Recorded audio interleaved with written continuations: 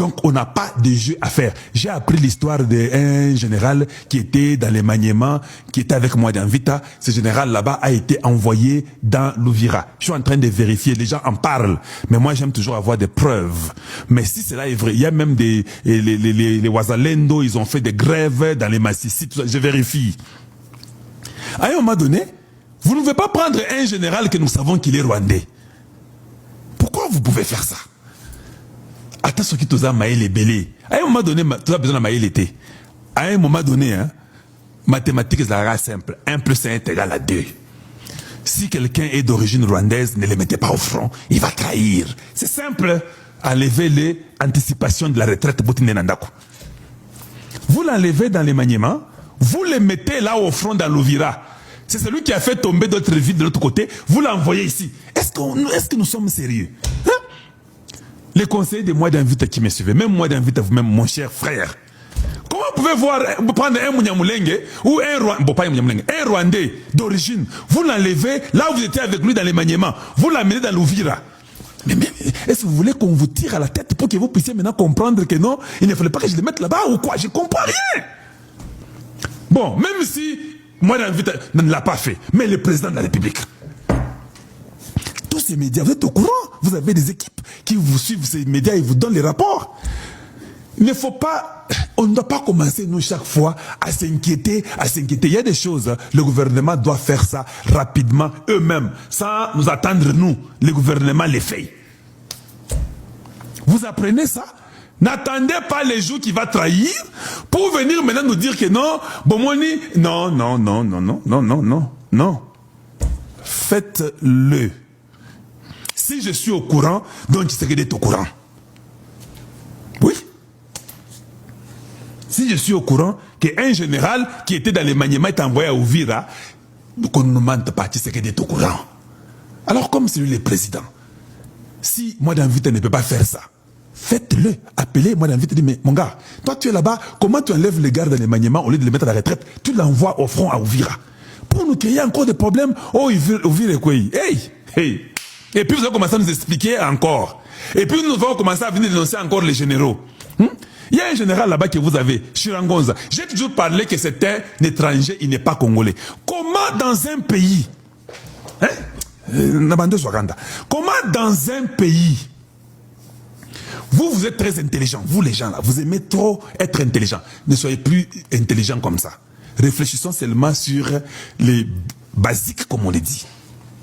Les chefs d'état-major adjoint chargé d'opérations militaires, Chirangonza, un étranger. Tshisekedi est président, ça fait maintenant 6 ans.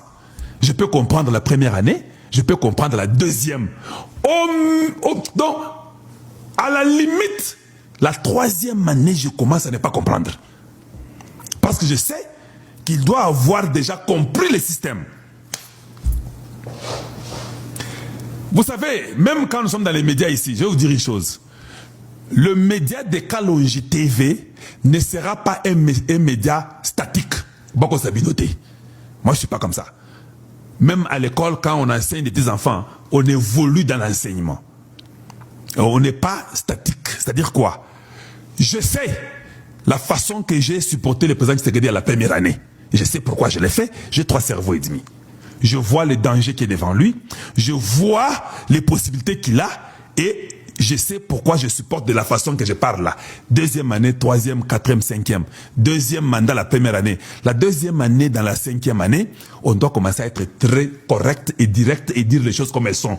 Parce que je suis censé comprendre que Tshisekedi contrôle tout maintenant.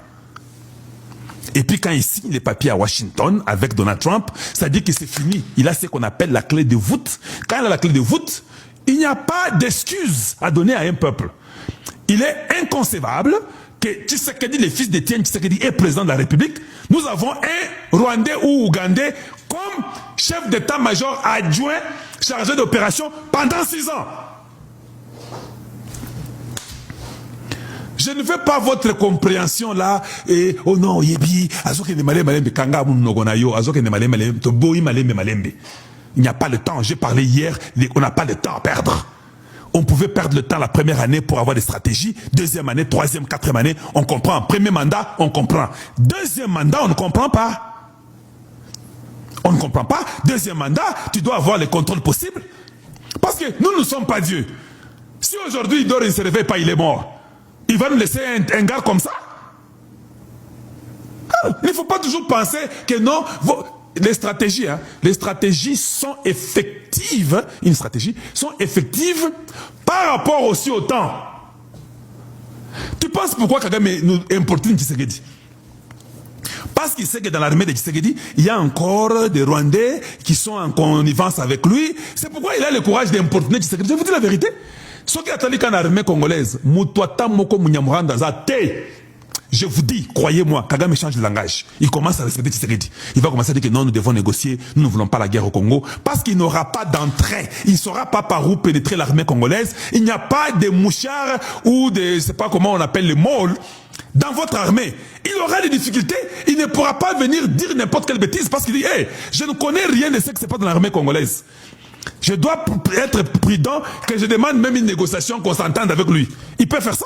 Mais s'il sait ce que dans l'armée congolaise, voilà pourquoi Odiou Ndjihota, il vient là-bas, il raconte n'importe quelle bêtise, parce qu'il sait qu'il y a des traîtres là-bas qui vont lui donner des informations, il se sent toujours fort. Si vous coupez les liens de ces traîtres-là, il ne se sentira plus jamais fort.